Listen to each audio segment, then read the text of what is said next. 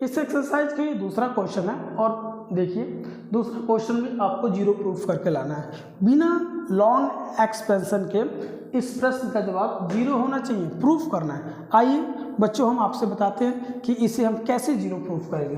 ध्यान दीजिए, यहाँ पर हम रो और कॉलम किसी का भी इस्तेमाल कर सकते हैं। तो अगर हम इस कॉलम जैसे कि यहाँ C1 है, C2 है और C3 है, अगर हम C1 की जगह लिखें C1 plus C2 plus C3 तो देखिएगा क्या होगा।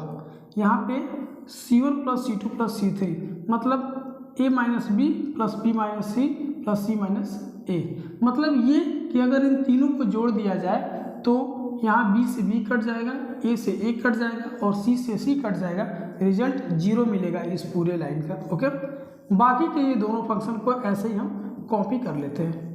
ओके, A माइनस बी, ये होगा C minus A minus B and B minus C।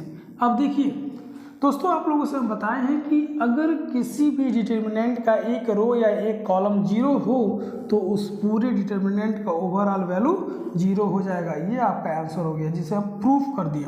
देखिए ये इतना बड़ा क्वेश्चन है, आपके कंपटीशन में दे सकता है, आपके किसी भी एग्जाम में दे सकता है जब आप अच्छे तरीके से तैयारी कर रहे हैं तो। और इस कंडीशन में बच्चों आप लोगों से बता दिया जाए कि कह देगा कि प्रूफ कीजिए कि इसकी वैल्यू जीरो होगा, या ऑप्शन में 4 को आंसर दे देगा, कोई उसमें से एक सही होगा, जो जीरो होगा वो सही होगा।